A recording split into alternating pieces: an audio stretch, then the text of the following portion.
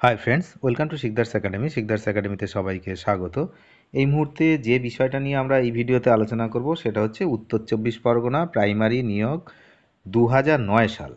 2009 সাল মানে একটি কলঙ্কিত সাল। আপনারা জানেন 2009-এর যে প্রাইমারি নিয়োগ সেটা হচ্ছে কলঙ্কগ্রস্ত, এখনও কিন্তু তার কলঙ্ক মোছেনি।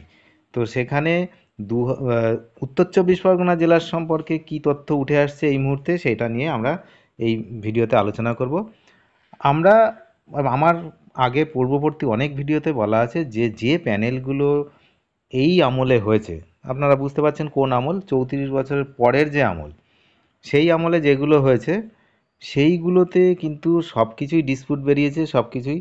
তাহলে সেখানে 2009 সালের যে প্যানেল, যেটা পরবর্তীকালে 2009 সালের পরীক্ষা পরে নেওয়া হয়েছিল সমস্ত জেলাতে, যে জেলাগুলোতে কেস হয়েছিল সেইগুলোতে আবার পরে নেওয়া হয়েছিল, বিশেষ করে দক্ষিণ চব্বিশ পরগনা, উত্তর চব্বিশ পরগনা, হাওড়া, মালদা, এই সমস্ত। তো তার মধ্যে উত্তর চব্বিশ পরগনার পরীক্ষাও হয়েছিল পরবর্তীকালে পরীক্ষা হয়ে প্যানেল তৈরি হয়েছিল, আপনারা জানেন। সেই প্যানেল আটকে ছিল, পরে অনেক পরে সেই প্যানেলের নিয়োগ দেওয়া হয়েছে। এবার কথা হচ্ছে যে প্যানেলটা কিভাবে তৈরি হয়েছিল। এই প্যানেল ছিল ম্যানুপুলেটেড, মানে বুঝতেই পারছেন যে সমস্ত ক্ষেত্রে যখন তখন পয়সা নিয়ে বিভিন্ন ব্যক্তিদের নাম আগে পাঠানো হয়েছে, আগে দেওয়া হয়েছে, যোগ্য প্রার্থীদের বাদ দেওয়া হয়েছে, পরিষ্কার কথা বঞ্চিত করা হয়েছে। তো সেটা এক্ষেত্রেও হয়েছে, কিন্তু প্রমাণিত হয়ে গেল প্রায় 500 জন হচ্ছে বাদ পড়ে গেছে উত্তর চব্বিশ পরগনায়, এমনটাই আমরা জানতে পারছি। যে তাদের নম্বর বেশি থাকা সত্ত্বেও তাদেরকে প্যানেল থেকে বাদ দিয়ে দেওয়া হয়েছে। বিস্তারিত এই ভিডিওতে আমরা দেখব যে 500 জন সর্বোচ্চ নম্বর পেয়েও মেধা তালিকায় স্থান পায়নি, অযোগ্যদের শিক্ষক পদে নিয়োগ করেছিল পর্ষদ। কি অবস্থা দেখুন। এই নিয়ে তীব্র ভর্ৎসনার মুখে পড়ল আদালতে এই এই বোর্ড, যেটা উত্তর চব্বিশ পরগনার প্রাইমারি বোর্ড।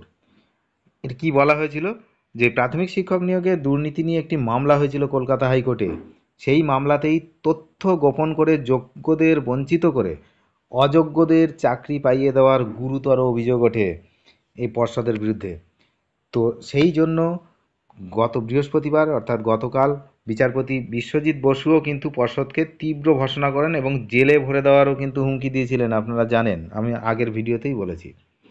বিচারপতি প্রশ্ন করেছেন, প্রায় 500 জন চাকরি প্রার্থী সর্বোচ্চ নম্বর পেয়েও মেধা তালিকায় স্থান পায়নি, অথচ অযোগ্যদের মেধা তালিকায় স্থান দিয়ে কিভাবে নিয়োগের প্রস্তাব দেওয়া হলো।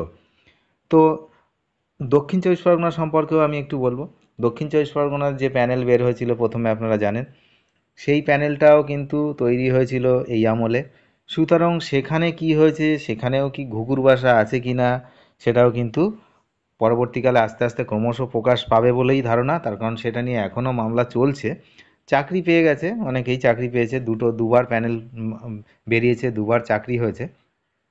কিন্তু কথা হচ্ছে যে সেক্ষেত্রেও বেনিয়ম হয়েছে কিনা সে বিষয়ে এখনও কিন্তু সুপ্রিম কোর্টে বিচারাধীন মামলা রয়েছে।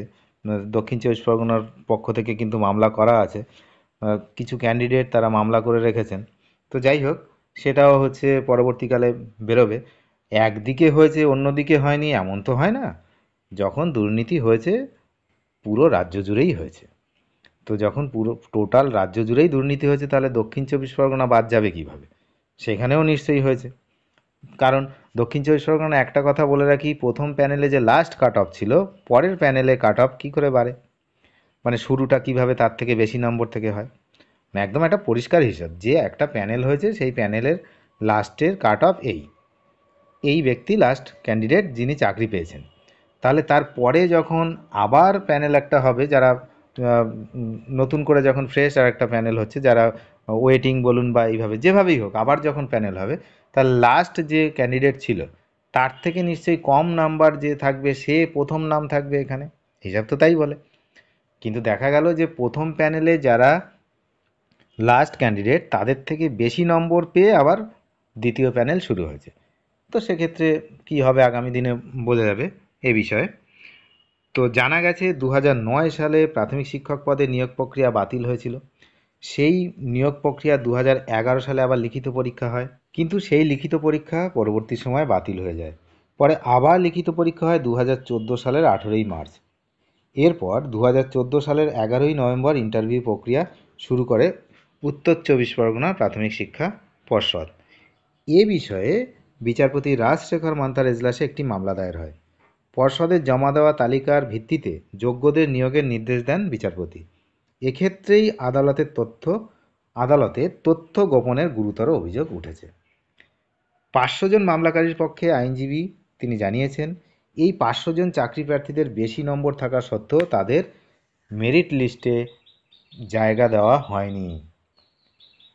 পূর্ণাঙ্গ রিপোর্ট কিন্তু আদালত তলব করেছে এই বিষয়ের আগামী কি খবর হয় সেটা কিন্তু আমাদের আগামী দিনের জন্যই ওয়েট করতে হবে। অনেক ধন্যবাদ শেষ পর্যন্ত দেখার জন্য। চ্যানেলে নতুন হলে অবশ্যই চ্যানেলটিকে সাবস্ক্রাইব করে সঙ্গে থাকবেন। Thank you.